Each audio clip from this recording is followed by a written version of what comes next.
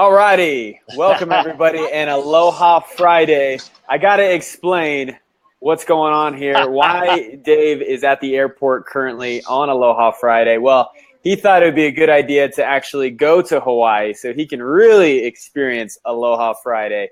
So he's at the airport literally right now, just got through security, and you guys are just about to take off for Hawaii. Oh, you can even hear it. I just can't do Aloha Friday without really – it just, we've been doing Aloha Friday for a couple of weeks, and we're like, wait a minute. I got to go there. I got to be there. It's my whole experience, be real. If we're going to do Aloha Fridays, you got to know. So next Friday, I'll actually be in Hawaii doing it. I was supposed to get through security a lot quicker, but something happened where I went through the security check like I've never been through before. And boy, I'll tell you, I've never been checked like that. It's kind of exciting. Wow. Well, you're here. We're ready to go. I'm excited. We got a great guest today. Today, we're going to be talking about playing to win as opposed to playing not to lose. There's a big difference there, and it's going to be exciting getting a professional PGA pros golfer, his mindset in how that's helping his game, but also think about how it helps you. If it's just playing in a friendly tournament with your friends playing golf, or if it's life, if it's business, how this can impact you. It's going to be a great show. I'm looking forward to it. We're going to have some great content. If you go ahead and like us, that's good. If you go and share this video, that'd be great. That we would love that. But if you go again, if you don't want to, if this is your secret tools to go beat your friends on the golf course and you want to keep this all to yourself, well, then just engage, comment, ask us questions throughout. We love the interaction. So go ahead, comment throughout, at least just say hi.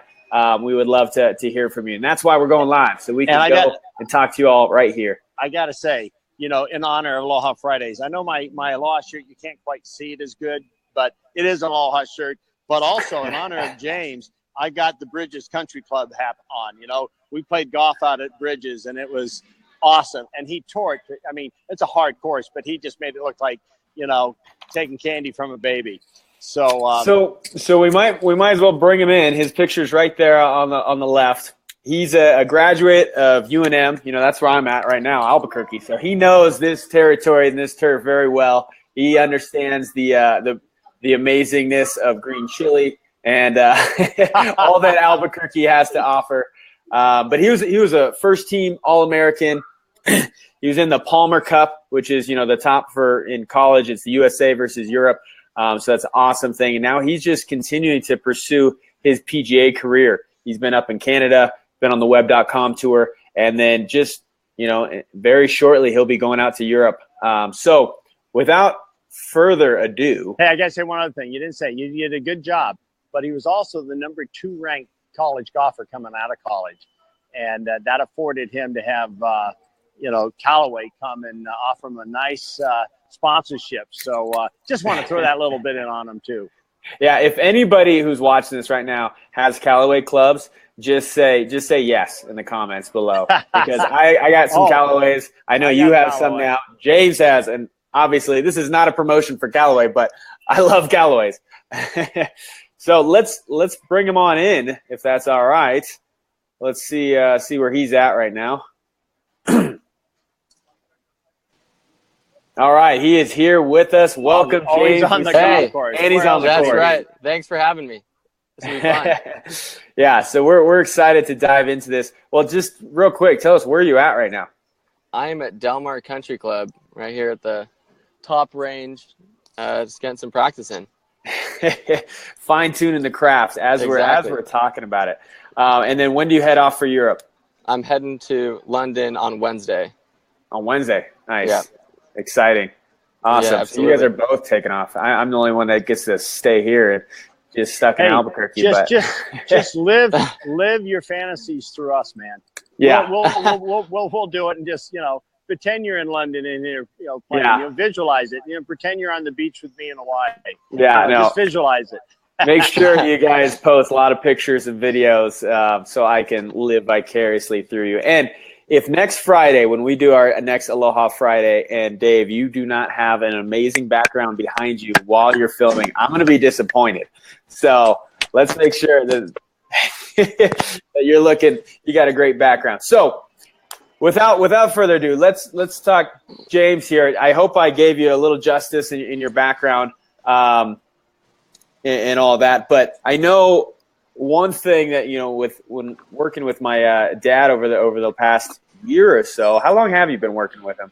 Gosh, time's flown. A little bit over a year, probably 14, 15 months now. Okay. Yeah. And you guys, correct me if I'm wrong, but in playing, I got the chance to play with him at Torrey Pines just a few months ago, and Torrey Pines is the distance on that course is crazy. I mean, I would hit from the whatever tees I was at, and I'd hit a pretty good drive, and I felt pretty good about myself.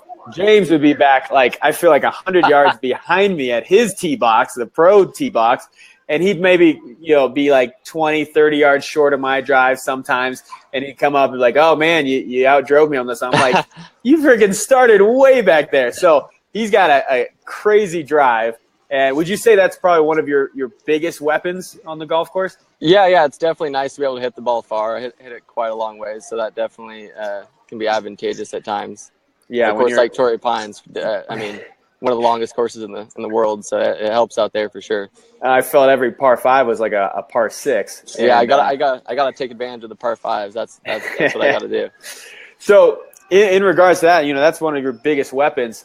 You talk about it, that it wasn't always something that you utilized because, maybe you're playing not to lose, playing to be safe. Maybe you can talk about that. What is the difference between playing to win and playing not to lose? Well, that's a perfect intro into playing to win or, not to lose, because you're on a tee box and your goal is to get the ball in the fairway. And a lot of the time you start playing games in your head, you're trying to figure out the outcome, right? So I'm on a tee and there's trouble left, trouble right. Maybe I hit a drive to the left a couple holes before, and that's in the back of my mind. And so I start trying to figure out what's the easiest way to get the ball into the fairway, what's the right club to hit. And, when it comes down to it, you want to just step up on the tee and you want to imagine what you want to happen. So that's something that Dave and I focus on a lot, was instead of thinking about outcomes that you don't want to happen, you want to focus on what you're in control of and what you want the ball to do, and then let go of everything else. And that is playing to win. If you're out there on a tee shot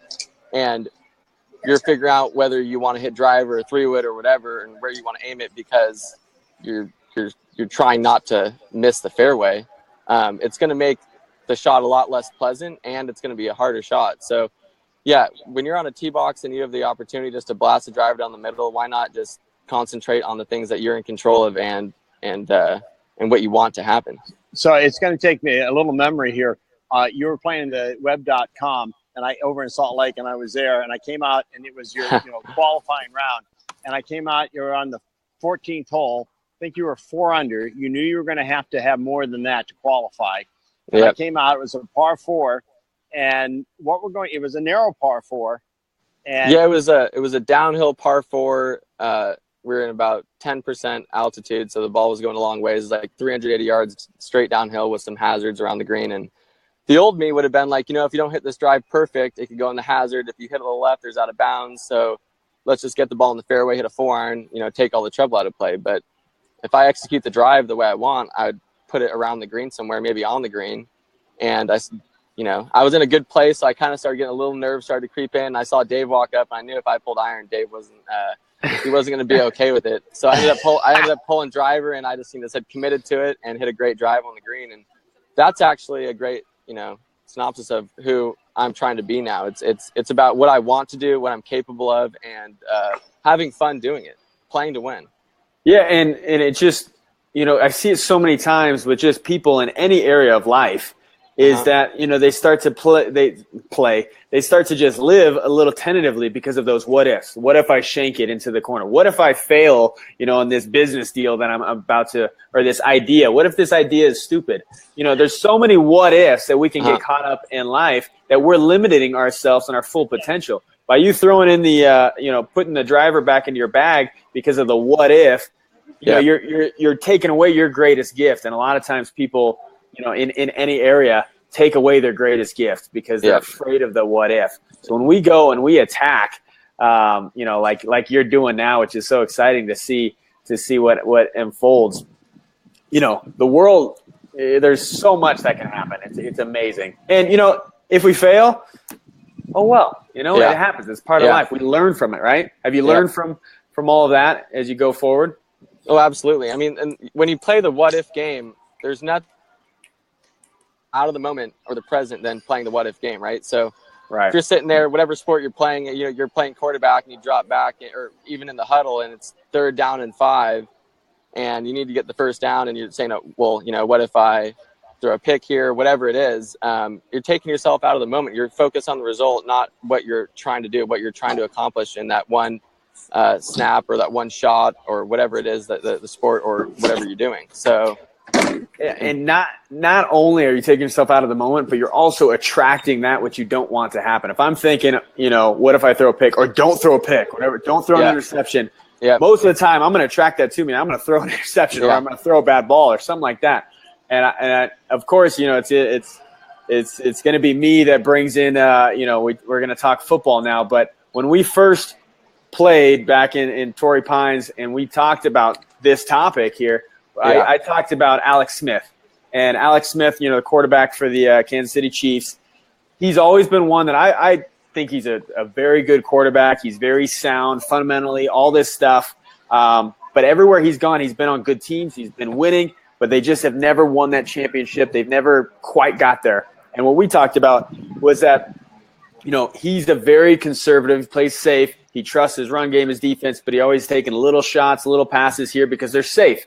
He's not, I know he's got the capability. He's an NFL quarterback, so he's good. He can make those deep throws. But I knew that there was something, just then I watched, is that he didn't want to chance it. He always had a great completion percentage. He didn't have a lot of interceptions because he didn't make a lot of mistakes, but he also didn't have those big victories that they needed, those big wins. And I even noticed it, I think it was a playoff game. I don't know how, maybe last year or 2 years ago. I mean, they had the game on the line. It was one of those last seconds. If they score here, it's over. They win. And it's 4th down. And he had a guy open, but it was a small window. And you could just tell that there just wasn't that trust. What if, even though it's 4th down, the game's over if you don't. I think he even ran out of bounds or threw it away. I'm like, how? And I think about guys who are just gunslingers like Aaron Rodgers, and it's perfect, example because they came in at the same time, came into the league. He freaking trusts his arm like no other. He might throw more interceptions, but he trusts it, and he wins some championships. Brett Favre comes to mind. Yeah, I think he owns a lot of records in interceptions. Most interceptions, I think, is still one of them. But that guy is a winner. He's a championship winner. So originally I would have said Alex Smith. He's a good quarterback. They'll always do good, but he's never going to win that championship. That's what's going to hold him back. He's playing not to lose. Last night, if I don't know, James, if you watched the Thursday night game last night. Yeah, I did. Yeah, I did get to catch most of it. Did you notice a difference in him? Just in your opinion. I'm going to talk about it a little bit, but I want to hear your take on it. It's hard for me to say. I think your expertise as a quarterback are a little bit better than mine. But yeah, he definitely made some big passes, and he still did what he does well. He had a high completion rate, and stuck to what he does well. No, but he went beyond. He did well. He threw down the field, and I don't know if you know this, and I'll let Shane go with more on this, but they brought in another quarterback because you know what? They're tired of him not throwing down. So he had to make a decision. Either play it safe like I've been playing and be sitting on the bench, or take some risks and throw it down the field. And how'd that go? Yeah, I guess sometimes that's what it takes. Someone else to motivate you to reach your potential. Well, you knew that at that moment on the 14th hole, if you had hit your 4-iron, I would have pulled out the driver and hit you in the head. Yeah, exactly.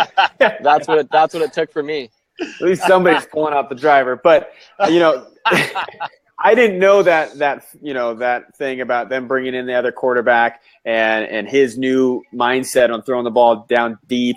I didn't even know that I didn't even think that they were playing Thursday night.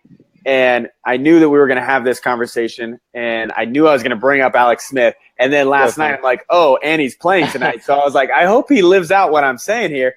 But it was the opposite. And this is before I knew all this. And now, not just because they won last night, but even when they were losing, the way he was attacking his throws, the way he was attacking the field, he was throwing it deep. He was money. He was on who's played his best game. And I'm telling you, if he plays like that, now I'm going to change my thinking on whether he's going to win a championship or not, because now he's playing to win rather than playing not to lose. Yeah. Would you guys all agree? Would you guys take me on that bold prediction? Well, absolutely. I'm going to make it even a bolder prediction. I saw him be totally different. I also have seen James be totally different. So I'm going to say that both James and Alex Smith are ready to have their best year ever.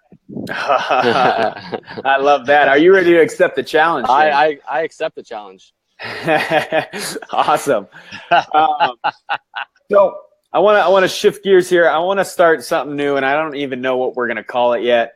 But I want to ask a few questions here that I want to ask each guest each week to get their different takes, their different perspectives on it. And these questions might change, but right now I got 3 questions for you. We'll call it a fire round. We can just, rip them out. But the first one I want to ask is, growing up, who was your biggest role model? Gosh, my biggest role model, probably my grandfather was one of them. Just in life in general, he was the one who got me into golf. He was a football coach. I loved sports growing up, so I really looked up to him. But in golf, I'd have to say, I really loved watching Tiger Woods, and he was one of those guys where he played to win. When you watched him play, he played with so much passion and joy and, and purpose even. Every time he stepped foot on the golf course, he was playing to win. He didn't care about potentially hitting a bad shot here or there, because he was Tiger Woods. When it came down, he's Tiger Woods. So that's kind of what everyone needs to take from, something that he did, is that everyone's got to have that strong belief in themselves. So when you do go to play to win, and let's say you make a mistake, you still can bank on yourself, because you're still you, and you can still, execute and play to the best of your ability, and your ability is good enough. Well, I love that you bring up Tiger Woods, because when he was in his prime, one of his greatest things, even if he had a lead going into that last day, he would just expand that lead. He didn't change his game. He would still just keep his foot on the gas pedal. And from a golfer's perspective, going to that final day, if it's a tournament or the Masters, somebody who's in the Masters, and I know you'll get there at some point, going to that final day, a lot of people, they start playing it a little safe. They start to looking over their shoulder, because like, oh, now I'm in the lead. Tell me just a little bit of that. That's actually a perfect example. I'm sure people watched Jordan Spieth's somewhat meltdown 2 years ago, where I think he went into hole 11. He had a 3 or 4 shot lead, and he played the front 9 perfectly. I think better than he ever imagined. I think he expected to play a certain way, and he surpassed what he was expecting to do. And when he stepped on 11 and 12 and 13, some tougher holes, in his mind, he's like, all I have to do is make par. If I can just somehow make par on these holes, I'm in great shape to win the Masters. And he proceeds to go, bogeys 11, steps up on 12, the par 3, and makes the whatever he made on that hole to 8 or whatever. And it all kind of went down the drain really fast, because I think he got to a place where he was playing not to lose. Right. I completely agree. Dave, do you have anything on that? Oh, absolutely. But I love that you bring up Tiger Woods too, because that was the thing you said. He'd always go for it. I played Torrey Pines before the U.S. Open. It was the tallest. Torrey Pines is tough as it is, but when they prepped it for the U.S. Open, they made, if you just hit it off, I literally dropped the ball when I lost my ball. I dropped it in the just a little off the rough. I lost my ball in the drop. That's how right. I said, and I remember saying, even Tiger Woods, this is during his heyday, even Tiger Woods will not be able to score good on this course. He absolutely, I think he ended the thing like 22 under or something. I'm like going, how is that possible? But he would just, he owned it. And when his armor was let down, so to speak, and people revealed, some of his inside personal things got revealed, he lost that moxie. He lost his, all of a sudden, there was a part of Tiger Woods that no one had ever seen before. He was kind of, protected in this world. And also when that got broken down, that became, you saw his demeanor on the course is different now. And that makes a big difference in life. When we step forward in everyday life, if you can't step into it with a boldness, and if it doesn't go well, at least I'm driving the bus. I'm not letting someone else drive the bus. I'm going to drive the bus. And if I drive the bus and I end up in the wrong place, at least I got us here, right? And I think a lot of people just hand the keys over to someone else. Right. And I see a lot of people are riding this bus with us. Some people chiming in. Chase says good stuff. Definitely want to just encourage anybody watching right now. If you have any questions for me, James, Dave, anything like that, chat it in the comments box. Share it with your friends. All this stuff. I have a few more questions for you, James. And we just talked about the biggest role model looking, when you were younger. Now, what you know now and where you're at. If we had a time machine, say we could go back, what would you tell your younger self if you could give him one piece of advice, knowing what you know now? Well, when I look back at myself as an amateur golfer, college athlete, I used to put a lot of work in, and that's what gave me self-worth as a golfer. It was about how much work I put in. If I put in 8 hours one day and then 10 hours the next day was better than the day before because I put in so much work. I would go back and tell myself that it's more about efficiency than quantity, or quality over quantity, and give myself a little bit more balance. Just in general would be that's the note I would give myself, because sometimes I think you got to have the balance between work, rest, and everything else in between. Right. And just when we were off air, just talking a little bit, you talked about putting. If you could go back, sometimes you tell people if you could go back to that putting mindset of a kid, so you don't have all those battle scars of missing those 4-foot putts. What do you mean about that? Well, you hear an announcer every once in a while. If you see a young guy playing, or an amateur in a professional golf tournament, they'll say, "Oh, it'd be nice to be young again." When they hit a 4 or 5 footer and they hit it real hard and it goes in the back of the hole and hits the hole really, because they don't care if they miss. They're so focused on the putt at hand that the next putt isn't even in their mind. It's not, "Oh, I have a 5-foot putt downhill. I better hit it soft just in case I miss. And then if I miss, I'll have I'll tap it in." They have a 5-foot putt that's downhill. That's all there is to it. And they're trying to bang it in the back of the hole. And that's kind of the mindset of you're playing to win or not to lose. And Shane and I were talking about it earlier. I used to play a lot of sports growing up with some older kids, and I never felt like I had to really, if I did anything great or good at all, I felt like I was achieving more than I really was, because I was playing against older kids. And if I didn't do well, it was still okay because I'm 2 years younger than everyone. And that's kind of hold on. I had to mute him. That's kind of the attitude that I think playing to win versus not to lose I guess engulfs. I think a lot of the time when you have pressure and expectations on you, these external distractions can lead you to play to not to lose. So that's kind of what it was about the younger versus the older person mindset in golf. And another thing that came to mind is it always baffled me how a basketball player could shoot, 40. I mean, if you give Andre Iguodala 100 shots from the 3-point line, the guy will make at least 50 of them, probably 60, maybe 70 if no one's around him. Yet when he goes to the free throw line, when he's you're supposed to shoot 70, 80% from the free throw line, the guy can only shoot 50% because the expectations raise, and then you're shooting a basketball not to miss.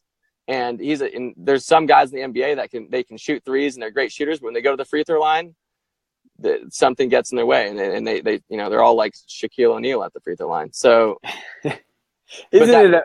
But it's strange, and I think it correlates perfectly to, in their case, it's shooting to make versus shooting not to miss. Yeah, and it's funny that you mentioned that, because it just reminds me of a story I just heard, talking about expectations and what those do to us. I heard about this flight that was taken off. It was a different international flight, so it was a long, probably 14-hour flight or something, and it didn't have Wi-Fi on it. Like, they already knew that. All the passengers knew that going into it. When they all got onto the flight, and they're all fine, normal spirits, the announcers over the intercom said, "Oh, by the way, lucky day, we're all going to have Wi-Fi this entire flight." And everybody's excited. They're all cheering. This is like, "Oh, this is amazing. We have Wi-Fi for this whole 14 hours. It's gonna make the time much easier." And then as soon as, about 8 minutes into it, something went wrong and they lost the Wi-Fi. And they went right back to where they were at the beginning, even though now they have this expectation level that they should have Wi-Fi. Yeah. now they're all pissed off. They're in just a different mindset. Their all attitudes are all just negative, and it was just like almost arguments going on throughout this entire plane ride. It was like nothing changed from where they started. It's just now their perceived expectations changed, and that's kind of what you're talking about with playing to win rather than not to lose. It's your expectations. Well, I'm supposed to make this drive on the fairway, so if I don't, I'm going to embarrass myself. Maybe if I'm supposed to make this free throw. And then they get in their own head and they get in their own way because of those expectations. So that's awesome. So, and I see more people are coming on live as we're going. If you guys just chimed in right now, comment, like, share this. Let us know. Let us know your thoughts. If anybody is an avid golfer themselves, just let us know, and we'll give you some great advice. James has got some ton of advice locked up in that head. So now we talked about what you can tell your younger self. Last question I got for you is, now where you're at so far, and you're obviously still in this journey, which is awesome and exciting to follow. What would you say right now, and we've kind of already covered a lot of it, but what would you say is one like big life lesson that you've learned just through your journey in your sport? Yeah, there's so many when it comes to golf. But I think something that even Dave has taught me is to be steadfast. Golf, every day is a little different. You go to the golf course one day, your swing might feel a little bit better than the other. And it's about just taking, one step at a time and staying steadfast, staying routine oriented. And I think that relates to life too. One day you wake up, you might, feel a little more grumpy or, wake up on the wrong side of the bed, but as long as you keep doing the same things that you need to do, you're going to keep progressing in life. And that's the same way as it is in golf. Yeah. I mean, and that's what I love about, we're going to be bringing a lot of athletes on these shows, but anybody watching, whether you're an athlete or not, you can get some great nuggets from this content and this information. And like you said, consistency is key in anything. If you're trying to just develop a stronger belief system, it's consistently doing every day. It's that self-talk, it's those affirmations, it's all of these things, but it's the consistency. If you were to go to the gym to try to lose weight and you just work out once, you give it your all for 2 hours, but then you stop, you're not going to see many results. Even if you just did 20, 30 minutes, but you did it consistently, you're going to see progress in the long run is basically I think what you're getting at right there, right? No, exactly. Yeah. It's being able to stay steadfast with everything that you need to do.